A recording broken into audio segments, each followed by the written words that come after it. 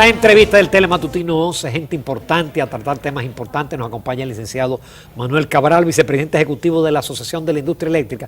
Pero vamos a mostrar unas imágenes de ahora mismo en Punta Cana. Vamos a mostrar cómo están los vientos en Punta Cana, señor director. Y todavía está en Puerto Rico. Fíjense ya cómo se sienten los vientos. Y a lo largo del programa, cualquier información que surja, tanto en Puerto Rico como en nuestro territorio, sobre el huracán María, lo estaremos compartiendo con ustedes inmediatamente.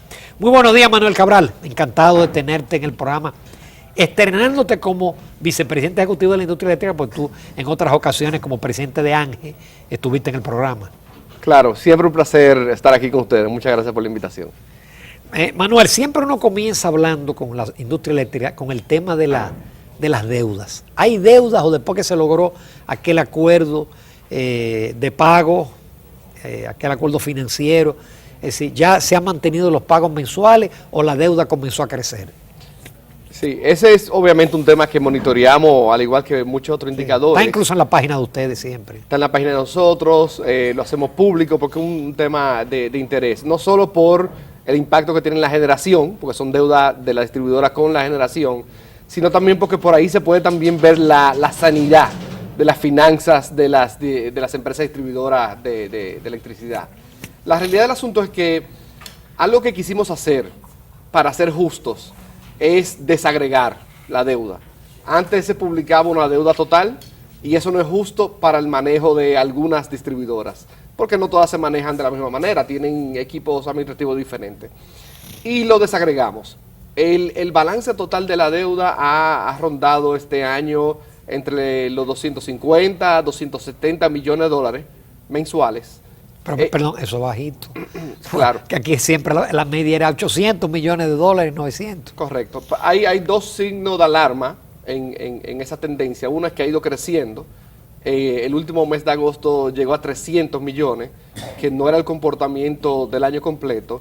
Y al desagregarlas nos dimos cuenta de que tienen diferentes comportamientos. Edesur, básicamente lo que adeuda la deuda corriente, que es normal, es decir, la deuda de 30 días, 60 días, pero ya de por ejemplo, adeuda de los 300 cerca de la mitad de esos 300. Entonces ya tú comienzas a ver cómo tú puedes ver la diferencia en el comportamiento financiero de las diferentes y su capacidad de pago de una deuda muy importante que es la compra de energía eléctrica. Licenciado, uno tiene años siempre escuchando que el problema es el sistema eléctrico, pero vamos a explicarle un poquito a ese televidente qué es lo que pasa con la materia eléctrica dominicana. Tenemos años escuchando de que este gobierno va a acabar y siempre seguimos los apagones. ¿Cuál es el problema realmente? Bueno, aquí en el sector eléctrico dominicano se han hecho muchos estudios, como muchos sectores de la República Dominicana. Vienen muchos especialistas de fuera, muchos especialistas internos, y se hacen estudios importantes. La mayoría de ellos, o casi todos, apuntan a que el problema grande es el tema de distribución y comercialización de la electricidad. ¿Por qué? Porque tú tienes estas empresas, esas EDES, que pierden cerca del 35-36% en promedio. Tú tienes lamentablemente EDE que en el mes de marzo tuvo pérdida de 40%. Y cuando hablamos de pérdida, porque también vale la pena aclarar, no es pérdida de dinero, sino es pérdida de electricidad que ellos compran a los generadores y que en el sistema la pierden. ¿Entiendes? Es como si tú compras 100 naranjas para vender y tú 4 de esas naranjas, tú no la puedes cobrar nada. Es decir, entonces, lo que tú compraste por 10, solamente 6 naranjas es lo que tú puedes sacar. Ninguna industria, ninguna empresa soporta eso. Sí, digo, salvo con el subsidio. Claro. Sí, en el sector privado fue insostenible. Claro, y ese es el tema. El tema es que lamentablemente se están sosteniendo de manera artificial por sus subsidios importantes que da el gobierno central, le tiene que dar a sede para mantenerla operando. Porque al momento de abrir la puerta en la mañana, ya tú tienes 36% en promedio que se perdió. Entonces, ninguna empresa puede ser eficiente ni subsistir en ese... ¿Y sería más por el tema del robo ya directo, de que la gente se conecta, o tal vez la falta de pago? O sea, ¿cuál es el máximo componente de esa pérdida? Un 40%. En un 40% hay mucho. Ah, uy. Hay mucho. Hay los estados de las redes, en el área de distribución y comercialización, algunas redes son malas. Otro tema es obviamente el robo, pero tiene mucho que ver con un círculo vicioso, ¿entiendes? En el sentido de que hay circuitos que son de muy bajo nivel de ingreso o le dan pérdida total. Entonces, al esos circuitos darle pérdida significativa, las EDES, como no tienen recursos, no tienen líquido, no pueden invertir en arreglar las redes, en poner contadores, en hacer sistemas de seguridad que te permitan que no se roben la luz. Entonces, un círculo vicioso que lamentablemente se va tornando en más pérdida si no se ejecuta un plan comprensivo de reducción de esa situación. ¿Y cómo se puede mantener en el mediano plazo, digamos en largo plazo, unas empresas que continuamente siguen perdiendo? O sea, ¿dónde está el negocio de electricidad? Porque por un lado se pierde prácticamente la mitad. Entonces, ¿qué les queda a las EDES entonces como negocio para poder seguir subsistiendo? Esa es la respuesta del millón, ¿no? Y se han hecho, como dije, muchos estudios al respecto. Es decir, ¿cuándo vamos a comenzar a ver el cambio? ¿Entiendes? Los números que han dado por ahí, y hay organismos internacionales que están dispuestos a ayudar, andan por los 600, 700 millones de dólares de inversión, que tú tienes que invertir en las sedes, en las redes, en la capacitación, en crear sistemas de seguridad para que no te roben la luz, para que pueda cambiar. Tenemos desde el 1999 tratando de hacer esto, ¿entiendes? Y parte importante de lo que se está discutiendo en el pacto y que se ha acordado esa parte es precisamente la sostenibilidad financiera de las sedes y que las sedes se comprometan a un plan de reducción de pérdidas escalonado, claro, porque sí, como dije, llevamos antes del 99, sí, casi la historia completa. Pero Tú no habías nacido cuando ya habían apagones en República Dominicana. así es. Y entonces, un plan escalonado. Y el acuerdo es, y algunos sectores del gobierno lo han hecho público, de que para el 2022 se espera que las pérdidas estén en 15% de 34. Hay gente que dice, bueno, pero 15% es mucho, pero míralo por el lado positivo. Ya tú vas a la mitad, o más de la mitad, ¿entiendes? Manuel, tú hablaste del pacto eléctrico, pero no se debe avanzar. De repente aparece una declaración que sí, que faltan algunos elementos, que se pusieron de acuerdo. Ustedes participan en el pacto eléctrico. Realmente, ¿cuál es la situación del pacto eléctrico hoy? Hay que entender que el pacto eléctrico se lleva más de 2 años negociando. Sí. Es un tema, aunque como dije, aparenta tener una solución, es un tema complejo por lo técnico que es y lo abarcador que es, en el sentido de que el sistema eléctrico abarca todo en la República Dominicana. Es decir, no solo tú hablas de las empresas que están dentro del sector, pero influye a nosotros como consumidores finales, a las empresas, a los consumidores, al comercio, a todo. Entonces, es un pacto sumamente técnico y como el CES lo coordina, según la Estrategia Nacional de Desarrollo y la Ley Especial de CES, es un proceso democrático, abierto, participativo, y hay que llegar a consensos con todos los sectores, con el sector social, sector sindical, el sector empresarial y el sector gobierno. Entonces es un proceso democrático, participativo, toma tiempo, pero si Dios quiere tendremos un resultado final. Licenciado, con su permiso Vamos, y el de los amigos televidentes, vamos a una breve pausa y ya volvemos.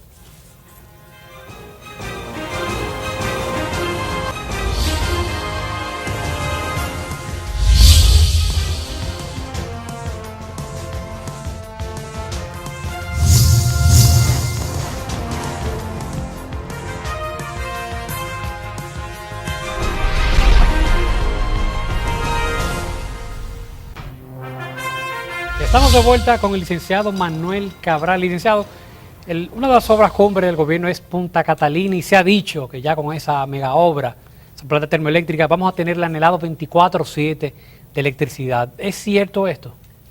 El tema que tú tienes que ver es si se puede dar 24/7. Esa es la realidad del asunto.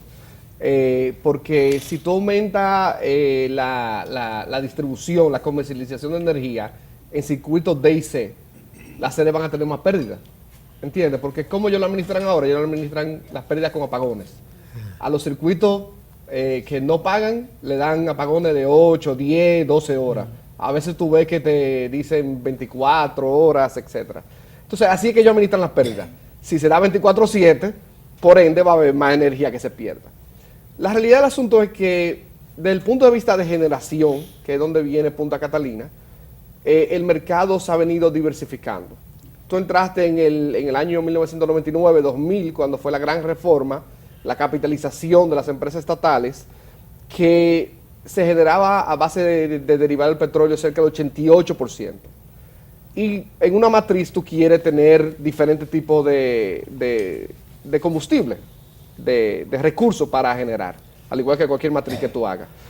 Hoy en día anda los derivados del petróleo por 36%.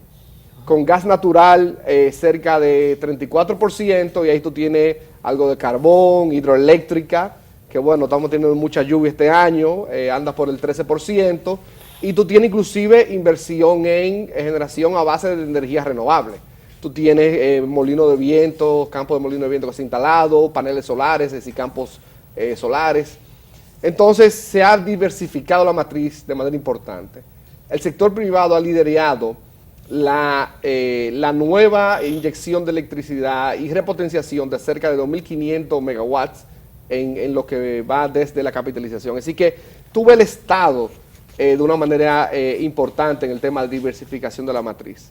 Ahora, si tú te vas al tema de precio, que ese otro elemento que se ha hablado de manera importante en Punta Catalina, bueno, tú dices, ¿cómo está el precio? Si aquí una cosa que se dice mucho es que este es de la tarifa más cara. Más cara del mundo. Más cara del mundo. Y siempre se dice mucho, ¿ok? Pero ¿cuál es la realidad?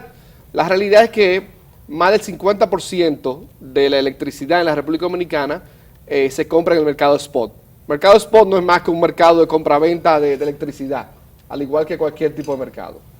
Y el precio del mercado spot ha bajado de manera significativa. En los años 2013, 2012 andaba por los 20 centavos de dólar. Hoy en día anda por 9, 10, 11 centavos de dólar. Es decir, que ha bajado de manera significativa. Para que no ha sido transferido al consumidor.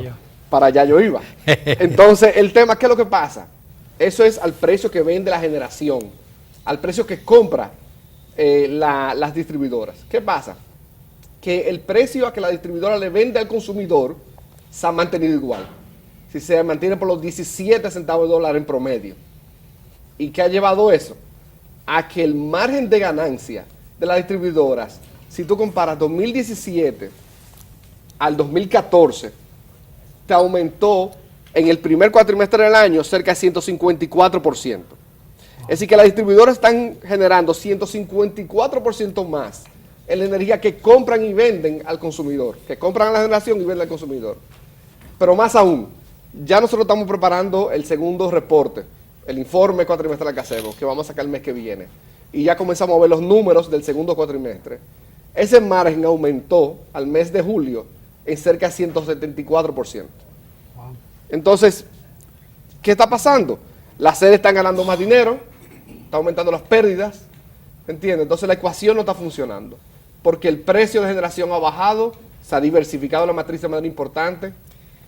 Otro tema, hay suficiente energía disponible para abastecer la totalidad. Todos los días sobran capacidad disponible de cerca de 13%. Esas son plantas que están dispuestas a entrar al sistema, pero no las llaman. Es decir, que no obstante hay apagones, hay plantas generadoras listas para entrar y que el sistema no las llama, porque las EDES no piden esa energía. Entonces es una situación ahí que es bastante compleja.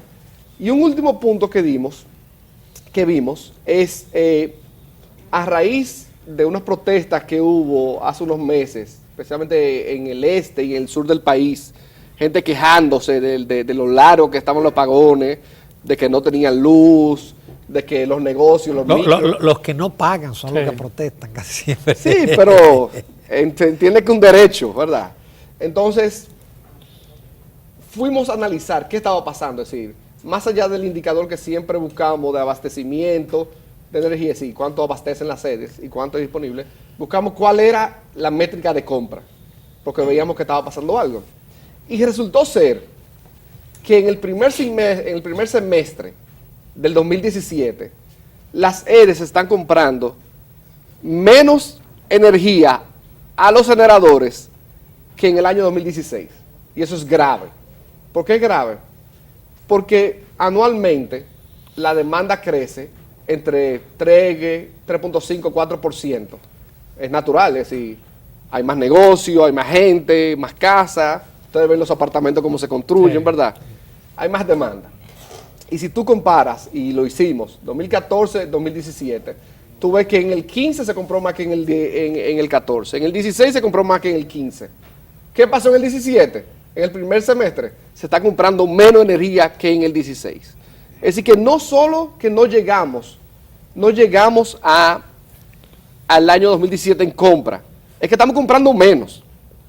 Lo cual se traduce en más apagones. Se traduce en más apagones por el tema de gestión de la pérdida.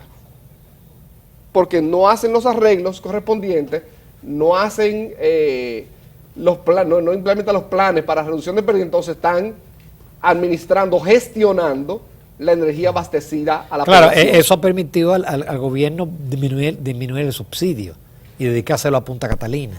Que por cierto, hay una versión de Punta Catalina que casi se ha convertido en una leyenda urbana, en el sentido de que hay generadores que no le conviene que Punta Catalina arranque porque van a tener que apagar sus plantas y son por eso los que patrocinan campañas en contra de Punta Catalina. ¿Qué tú tienes que decir a eso, Manuel? Bueno, yo no he patrocinado ninguna campaña, ahí estamos en la asociación. El tema con qué va a pasar con la generación, todo depende de qué pasa con el abastecimiento. Si es verdad que los anuncios de Punta Catalina que vemos dicen que se va a abastecer, es decir, que le va a llegar luz a todo el mundo 24/7, entonces va a haber un incremento en la demanda de manera importante. Entonces tú vas a necesitar más generación. Entonces ahí hay mucho... Y ahora en este momento no se está construyendo ninguna planta privada ni ampliando ninguna planta privada. El tema sí es renovables, hay varios proyectos, sí. hay varios proyectos de energía renovable, tanto solar como eólico, que fueron autorizados, hay algunos que han dado ya primer Picasso, hay algunos que se están expandiendo, por ejemplo el parque Larimar de Jaina está haciendo la segunda fase, entiendo que el parque solar de Monteplata De Monteplata, sí. se está expandiendo también, así que por el lado renovable sí vemos expansión. Ahora, con el tema de la generación tradicional, tú necesitas hacer licitaciones internacionales. Si está en la cancha del gobierno, tú hacer licitaciones internacionales a largo plazo, que no se ha hecho en muchos años, para tú contratar generación nueva. Pues nadie te va a venir a instalar una planta Lógicamente. que cuesta millones y millones de dólares sin una certidumbre clara del mercado. Tú ves y tú analizas, una de las maravillas del sector eléctrico es que tú tienes mucha data. Porque como es un sistema sumamente regulado, tú tienes data hora a hora.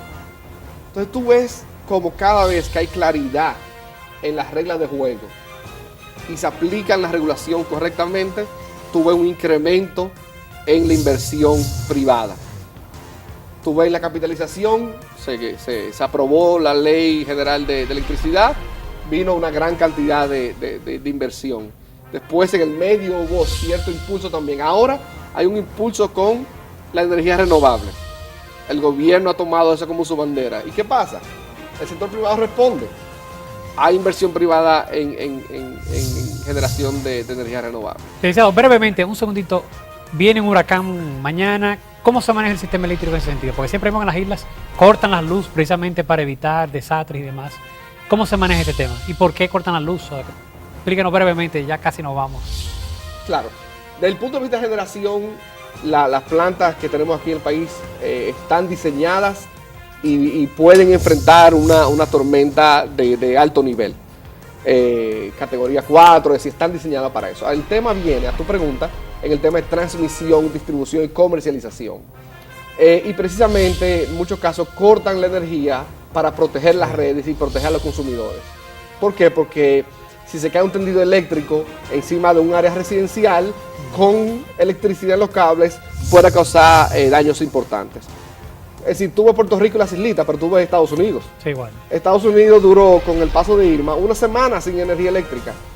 Porque es que los cables de transmisión y distribución están muchas veces en el aire y se dañan. Es natural en este tipo de cosas. Manuel Cabral, muchísimas gracias por tu participación. Esperamos después del próximo informe tenerte en el programa. Gracias a ustedes por la invitación nuevamente. Nos vamos a comerciales, amables televidentes, a la recta final del Telematutino 11.